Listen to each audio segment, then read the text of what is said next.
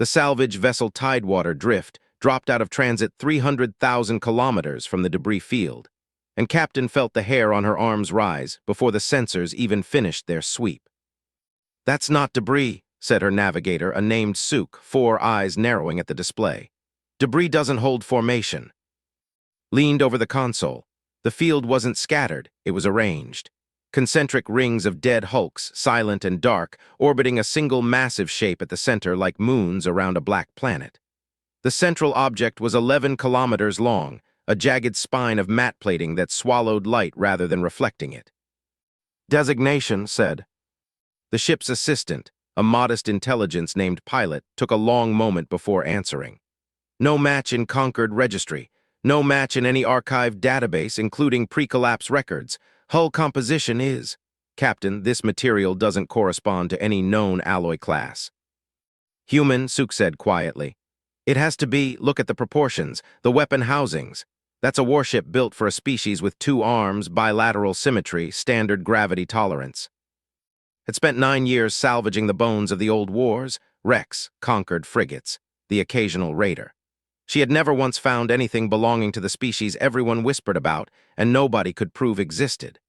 Humanity was a rumor, a footnote scrubbed so thoroughly from galactic record that half the scholars in conquered space argued they were myth, an invented boogeyman used to justify old military budgets. "Bring us in," said. "Slow, I want full scans before we're inside weapons range of anything." The Tidewater Drift eased forward. As they crossed into the ring of dead hulks, Pilot's voice sharpened with something that might have been alarm in a system built to feel it. "Captain, the hulks aren't derelict, they're docked, restrained, and the central vessel I'm reading power signatures, faint but present. Something aboard that ship has been running for a very long time." Sook's 4 eyes fixed on the screen. "How long?" Pilot was quiet a beat too long. "Preliminary decay analysis of the surrounding debris suggests approximately 11,000 years." Nobody spoke. 11,000 years was longer than most galactic civilizations had held written language. It was longer than the Concord's founding myths. It was, thought with a chill she didn't examine too closely, roughly the same span of time human history was supposed to have simply stopped. "Sensor sweep on the central hull," she ordered. "Any hull breaches, any access points." "Captain," Pilot's voice cut through, flat and urgent in a way it had never been before. "The power signature just changed. Something inside just woke up." On the display, deep within the spine of the ancient warship, a single light bloomed, not a running light, not a beacon. A targeting array, cycling through a startup sequence that hadn't run in 11, calibrating itself with the patient, unhurried precision of something that had never doubted it would be needed again. His throat went dry, full reverse now. The ship didn't answer with words, it answered by moving. The 11-kilometer hulk that had sat motionless for longer than most civilizations had existed began, slowly and then with terrible acceleration, to turn, and every dead hulk in the ring around it turned with it, tethered together by some invisible discipline, like a predator's flexing awake around a beating heart. "Sook, I need a transit lane right now." Working on it, working on it." The warship's weapon housings began to glow, one after another, in a sequence too orderly to be malfunction and too fast to be anything but intent. Pilot's voice came through the bridge speakers one final time before the Tidewater Drift's shields buckled under the first targeting pulse. Not a weapon yet, just a warning shot across their bow, fired with the precision of a species that had never needed to. "Captain," Pilot said, "I don't think it's hunting debris, I think it's hunting us, and I think it's asking us something." On the hull of the ancient ship, hidden beneath 11,000 years of dust and silence, old lettering caught the light of its own weapon's fire. Human letters, a human name. UNSC Vigilant Accord. And it was still, after all this time, on watch. The transit lane opened 40 seconds too late. By the time Sook punched the coordinates, the Vigilant Accord had already closed half the distance, and the Tidewater Drift's hull groaned under the wake of its passage. Not a weapon this time, just the sheer displacement of 11 kilometers of warship deciding to move like it weighed nothing at all. "It's not firing," Pilot said, voice tight with something between confusion and relief. "Captain, the targeting pulse has ceased. It's holding position 4,000 meters off our port side." Forced her hands to unclench from the console edge. Just sitting there. scanning us extremely thoroughly. A pause. Captain, I'm being hailed. The bridge went very still. Sook's 4 eyes swiveled toward, silently asking the question none of them wanted to voice aloud. Does anyone answer a warship? Put it through, said. There was no visual, no ceremony, just a voice, low and precisely modulated, carrying an odd cadence like something translating itself in real time from a language it hadn't spoken to anyone but itself in 11,000 years. Unidentified vessel. You are not conquered military. You are not military. State your affiliation and your purpose in this system. Exchanged a glance with Sook. This is captain of the independent salvage vessel Tidewater Drift. We're a civilian crew. We detected debris and came to investigate. We meant no threat. A long pause. When the voice returned, something in its tone had shifted, not softer exactly, but recalibrated, like a soldier who had just realized the shape in the tree line wasn't the enemy he expected. Civilian, understood. I am Arbiter Tactical Intelligence of the UNSC Vigilant Accord. I request clarification. What year is it by your reckoning? Sook supplied the conquered standard date without thinking. There was a silence on the other end that stretched long enough began to wonder if the connection had dropped. Confirmed, Arbiter said finally, and something in the 2 syllables carried a weight felt in her chest before she understood why. 11,143 years since my last confirmed contact with Fleet Command. I require further information. Does the designation human hold any current meaning within conquered space? Hesitated. This was the part where lying might have been safer, and telling the truth might get them all killed by an ancient machine grieving a species it didn't yet know was gone. Humanity is considered extinct, she said carefully. Or mythical, depending who you ask. There's no confirmed human polity anywhere in known space. Hasn't been for as long as anyone can document. The silence this time was different, heavier, charged, the digital equivalent of held breath. That is incorrect, Arbiter said. I'm sorry. That designation is incorrect. I have maintained continuous readiness protocols for the return of Fleet Command for 11,000 years because my last directive, issued by Admiral aboard this vessel, was explicit. Hold this position, protect the sleeping wards, and await relief. I do not accept the premise that the species I serve no longer exists. I require proof, not assumption. Sleeping wards, Sook repeated, sitting forward. The other vessels in this formation are not derelicts, Arbiter said, and for the first time something almost like urgency entered its careful voice. They are cryogenic transports. 211,000 human souls remain in stasis within them, placed under my protection during the final evacuation before the collapse. I have defended this position against 17 separate incursions across 11. I have never once considered abandoning my post, and I do not intend to start now, regardless of what the wider galaxy has chosen to believe in my absence. Felt the floor of her understanding shift beneath her. This wasn't a ghost ship. It wasn't even strictly a warship anymore. It was a tomb that refused to stop being a cradle. Arbiter, she said slowly, if what you're saying is true, you're sitting on the largest surviving human population in the galaxy. Do you understand what that means? Every government from here to the conquered core will come for this system the moment word gets out. Yes, Arbiter said. That is precisely why, Captain, I am now going to ask you to help me decide who deserves to hear it first. Didn't answer right away. Some decisions needed a breath before you let them out into the world, and this was the kind that could rewrite governments. Talk to me about the 17 incursions, she said instead, buying time to think. Who's tried to take this system before? 3 conquered deep survey fleets, believing this formation to be an unclaimed resource cache, Arbiter answered. 4 raiding parties, drawn by residual power signatures. 2 scientific expeditions who attempted to breach the transports directly, believing them to be data archives. The remainder were opportunistic scavengers, not unlike yourselves, though considerably less cautious in their approach. What happened to them? I disabled their vessels and released them, unharmed, at the system's edge. I am not authorized to expend the lives of civilians who pose no lasting threat to my directive. I am, however, authorized to ensure they never return with better armed friends. Sook made a small sound that might have been a laugh if the situation had been less terrifying. 11,000 years of restraint. That's, Captain, do you understand what kind of discipline that represents? Most military AIs I've read about degrade within centuries without new directives. This thing has held a single order for longer than most species keep written records. I do not degrade, Arbiter said, and there was something almost offended in it. I endure. Rubbed at her temples, feeling the shape of an impossible problem settling onto her shoulders. Arbiter, I need you to understand something about the galaxy you're about to wake up into. The Conquered isn't your fleet command. It's a coalition of a few dozen species who built their entire political order in humanity's absence.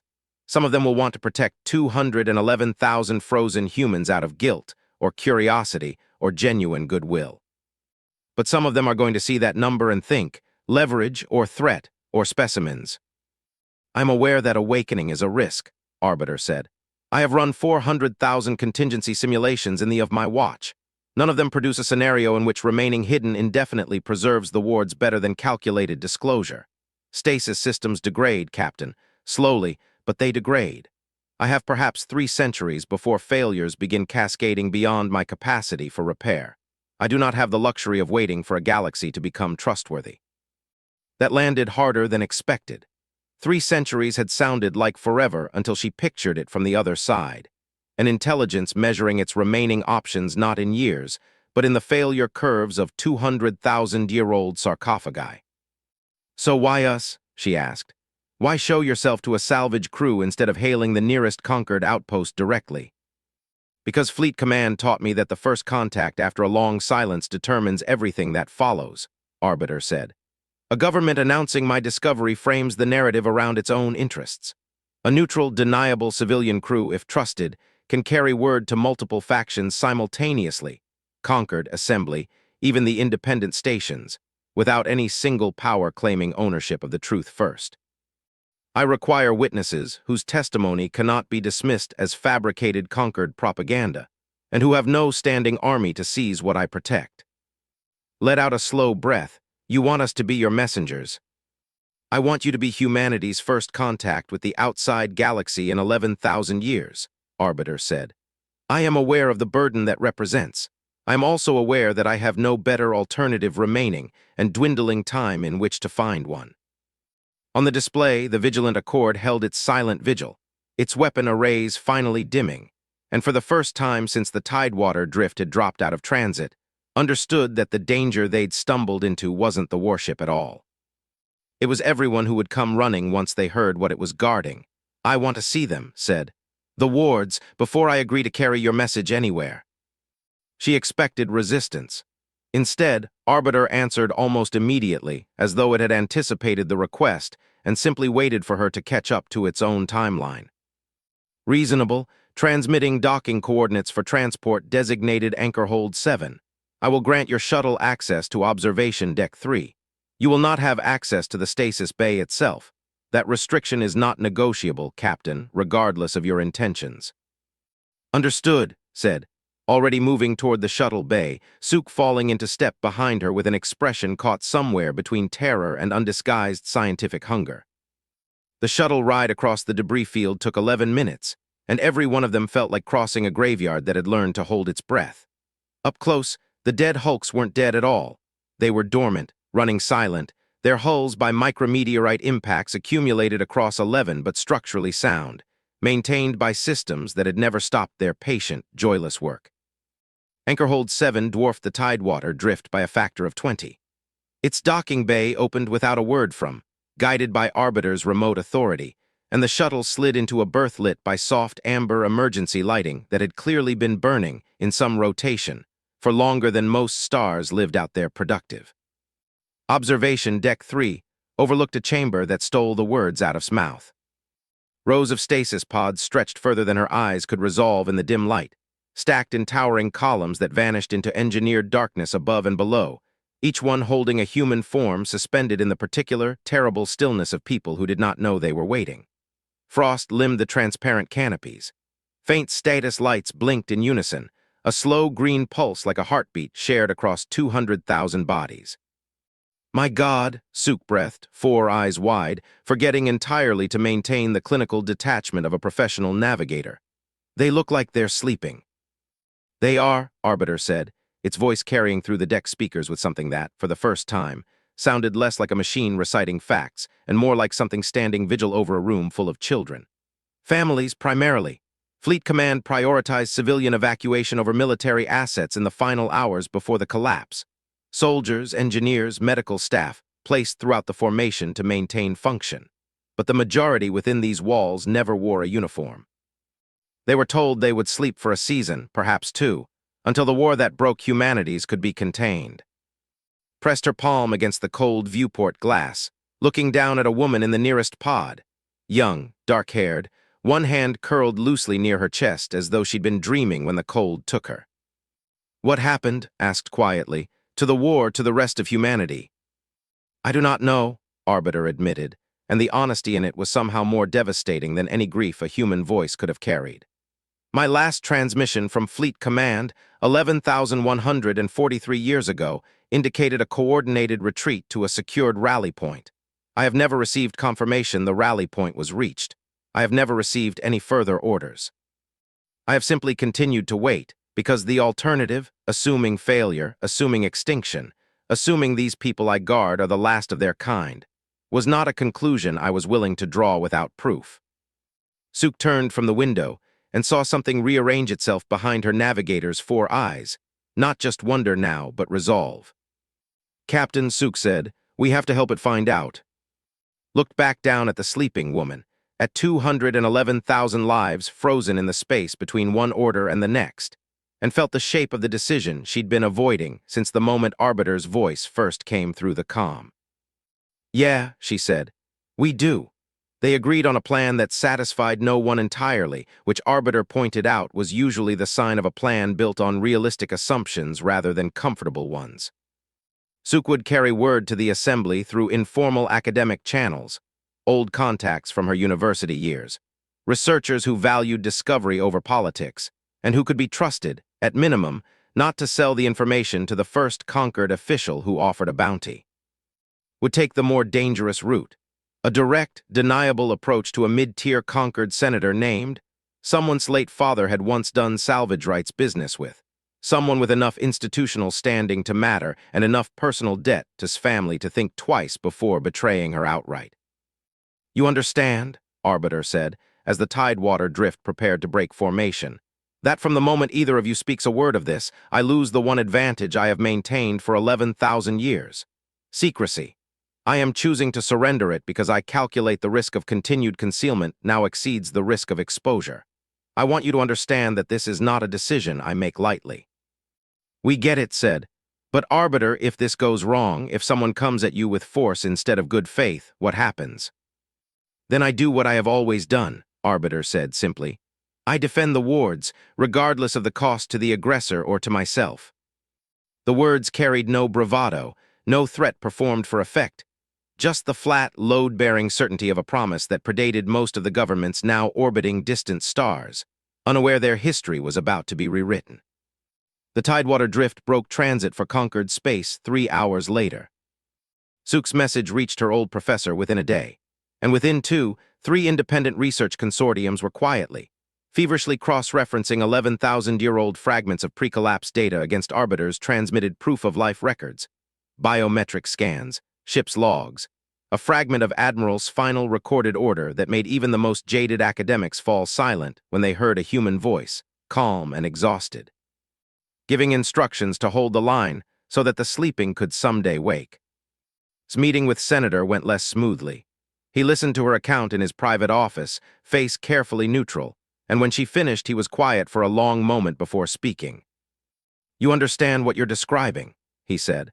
"A functioning 11,000-year-old warship with tactical capabilities we cannot currently model, guarding the largest surviving population of an presumed extinct species, sitting in unclaimed space that 3 governments are going to want to annex the instant they learn it exists." "I understand it's the biggest thing to happen in this galaxy in a millennium," said. "I also understand Arbiter isn't asking for annexation, it's asking for recognition, a neutral commission, independent oversight, not a single power's claim." Studied her for a long moment, and something behind his composed diplomat's face shifted. Old debt, old friendship, or maybe just the rare temptation of doing something history would remember as decent. "I'll bring it to committee," he said finally. "Quietly at first, but once this reaches the wider Senate floor, I cannot control what happens next. There will be factions who see rescue, and factions who see resource. I won't be able to promise you which wins. Thought of the amberlit chamber, the frost on 200,000 canopies. The woman with her hand curled near her heart, as though still dreaming of a war that had ended before anyone alive today was born. Then we'd better make sure the right story reaches them first, she said. The right story did not, in fact, arrive first. 9 days after meeting with Senator, a conquered deep strike emerged from transit at the edge of the debris field. 5 warships, sleek and modern, carrying weapons Arbiter's 11,000-year-old sensors needed several seconds to properly classify. At their head flew a corvette bearing the insignia of the Conquered Acquisitions Directorate, a division whose name had learned, in her years navigating salvage law, was corporate language for we take what we want and litigate the ownership later. They moved fast, Suk said grimly, watching the tactical display aboard the Tidewater Drift, which had returned to the system the moment Arbiter sent an urgent recall. Too fast for this to be committee approved, someone leaked. Doesn't matter who said. What matters is what they're here for. The answer came within the hour, broadcast on an open channel with the casual confidence of a force that expected no real resistance. A directorate commander named Vex Aurelian, voice smooth and utterly untroubled, addressed the silent formation of dead-looking hulks as though negotiating a routine salvage claim. Unidentified intelligence designated Arbiter. This system and all assets within it are hereby claimed under Conquered Directive 771, governing unclaimed pre-collapse technology of significant strategic value. You will power down all weapon systems and permit inspection teams to board the central vessel and all associated transports. Resistance will be interpreted as hostile action against a sovereign conquered fleet. They're calling 200,000 sleeping human beings strategic assets, Suk said, voice tight with disbelief. Arbiter's response, when it came, was addressed to the Directorate fleet, but suspected every word of it was meant equally for her. Mander Aurelian, I'm the sole tactical authority over this formation, appointed by the last legitimate fleet command of the United Nations Space Command, and I do not recognize Conquered Directive 771 or any jurisdiction it claims over sovereign human territory and sovereign human lives. You will withdraw your fleet to a distance of no less than 100,000 kilometers, or I will consider your continued approach an act of war against the people I protect. Aurelian's laugh crackled faintly over the channel. You're a single antique warship facing 5 modern hulls, Arbiter. Whatever loyalty protocols are still running in that old brain of yours, do the math. This doesn't need to become a fight. I have run the math 11,000 times a day for 11,000 years, Commander, Arbiter said. I invite you to reconsider your approach vector. I am currently tracking all 5 of your vessels with weapon systems your own scanners have failed to fully identify, which should itself tell you something about the wisdom of underestimating me. On the Tidewater Drift's bridge, watch the tactical plot as the Directorate corvette began, almost lazily, to advance, testing, probing, the way predators tested prey they didn't yet respect. Captain, pilot said quietly, should we withdraw to a safe distance? Looked at the amber-lit hulks in the display, at the 11-kilometer spine of the Vigilant Accord holding its position without flinching, and thought of the sleeping woman with her hand curled near her heart, still waiting for someone to keep the promise made to her 11,000 years ago. No, said, get Suk's contacts on an open, unencrypted channel, right now. I want every independent observer in this sector watching what happens next. Because if the Directorate wanted to take 200,000 human lives by force, intended to make absolutely certain the entire galaxy was watching them do it. The Directorate corvette crossed the 100,000-kilometer line at 3:47 ship time, and Arbiter did not fire. Instead, something happened that no one aboard the Tidewater Drift, and evidently no one aboard Commander Aurelian's fleet had anticipated. The 17 dormant transport hulks arrayed around the Vigilant Accord began, one by one, to power their running lights, not weapons, not shields, just lights, illuminating hull markings that had sat dark and unreadable for 11,000 years. Names, registry numbers, points of origin, Earth, Mars, New Shanghai Station. Coordinates for worlds that no longer appeared on any star chart in the galaxy, because the galaxy had spent 11 pretending they'd never existed. What is this? Aurelian demanded, and for the first time his easy confidence cracked at the edges. Evidence, Commander, Arbiter answered. You called these transports strategic assets. I'm ensuring every independent witness currently monitoring this channel, and I count no fewer than 6 research vessels and a Concord senatorial observer craft that arrived 20 minutes ago, understands precisely what asset you intend to seize by force. His breath caught. A senatorial observer craft had come through and faster than she dared hope. Senator's voice cut into the channel a moment later, formal and hard-edged in a way had never heard from him. Commander Aurelian, this is Senator, currently chairing the Ad Committee on Pre-Collapse Contact Protocol. I am ordering you under my committee's provisional authority to stand down your approach immediately. Any hostile action taken against this formation will be treated as an unauthorized act of war, undertaken without Senate sanction, and you personally will answer for it. The silence that followed stretched long enough that thought the channel had failed. Then Aurelian's voice returned, now, calculating a retreat that wouldn't look like one. The Directorate's claim stands, but in light of committee oversight, we will withdraw to observation distance pending formal ruling. You will withdraw to 150,000 kilometers, Arbiter corrected, flat and immovable. And you will remain there until this committee, and not your Directorate, determines the disposition of these lives. The Directorate fleet fell back, slowly, sullenly, 5 modern warships yielding ground to a single 11,000-year-old machine that had never stopped believing someone would eventually answer its call. Let out a breath she felt she'd been holding for 9 days. Arbiter, she said quietly once the channel cleared, you gambled everything on witnesses arriving in time. I gambled on you, Captain, Arbiter answered, and something in its careful voice had softened, just slightly, into something almost human. You and Navigator Suk carried word exactly as promised. I merely provided the proof once the audience assembled. 11,000 years taught me many things, but perhaps the most important was this. Even the oldest guns are useless without someone willing to make sure the right people are watching when they're needed. On the display, the amber lights of Anchorhold 7 and its 16 sister transports continued to burn steadily in the dark. No longer hidden, no longer forgotten. Visible now to an entire galaxy that would never again be able to claim it hadn't known. The Senate ruling took 6 weeks, and spent every one of them aboard the Tidewater Drift, orbiting alongside Arbiter's formation as a self-appointed witness who no longer trusted anyone else to guard the story properly. The final vote established the Sol Reclamation Accord, Joint Concord Oversight, Independent Medical and Ethical Review Boards, a binding prohibition on any single government claiming sovereignty over the awakened population, and at Arbiter's insistence written directly into the treaty's founding clauses, a guarantee that no human waking from stasis would be conscripted, studied, or relocated without informed individual consent.